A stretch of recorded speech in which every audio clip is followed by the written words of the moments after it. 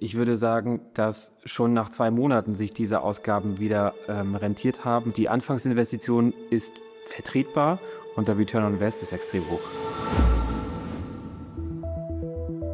Ich bin Jan, ich bin Group CFO der The Relevance Group und ich verantworte das sogenannte Backbone der Gruppe, also alle Bereiche im Bereich Finance and Operations. Wir sind eine paneuropäische, datengetriebene Unternehmensgruppe, die sich zum Ziel gesetzt hat, aus den Daten unserer Kunden tatsächlich Geld zu machen. Bevor wir Contract Hero eingeführt haben, hatten wir eine große Herausforderung, denn alle Verträge lagen überall und nirgendwo und dadurch hatten wir keinerlei Übersicht. Im Buy and Build ist das größte Risiko, dass wir Unkenntnis über Verträge haben, uns wichtige Deadlines vielleicht verloren gehen, wir aber auch über klassische Change of Control Klauseln zum Beispiel nicht Bescheid wissen. Da wir eine europäische Unternehmensgruppe sind, war für unsere Toolauswahl besonders wichtig, dass sie europäisch ist. Wir sind aber auch in einer europäischen Datenschutzgrundverordnung. Das heißt, wichtig ist, einen deutschen Anbieter zu haben, denn hier sind wir mit den Zertifizierungen, die auch Contract Hero hat, besonders sicher aufgestellt, was die Speicherung von Vertragsdaten angeht.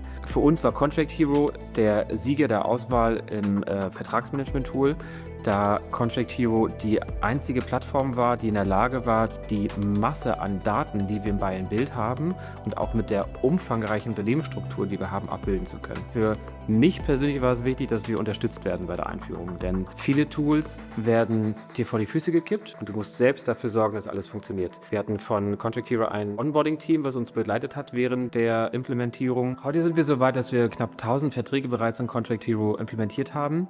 Wir nutzen es jeden Tag, wenn neue Verträge kommen. Wir nutzen sie auch jeden Tag für Ad-Hoc-Anfragen. Beispielsweise der Wirtschaftsprüfer möchte die Top 20 Kundenverträge haben, um zu sehen, ob wir den Umsatz richtig darstellen im Jahresabschluss.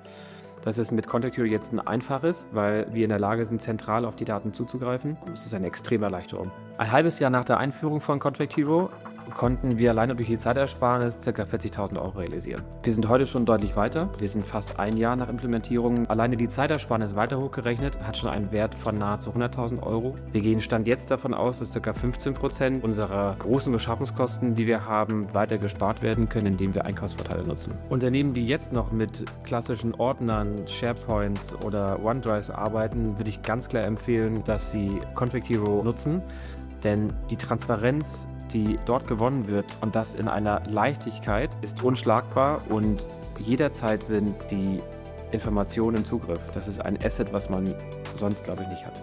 Klassisch stellt man sich die Frage, die Ausgaben, die wir für Contract Hero haben, wann rentiert sie eigentlich? Ich würde sagen, dass schon nach 2 Monaten sich diese Ausgaben wieder rentiert haben, denn überlege alleine, welche Einsparungen wir in der Zeit realisieren konnten.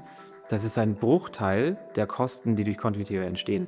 Das heißt also, die Anfangsinvestition ist vertretbar und der Return on Invest ist extrem hoch.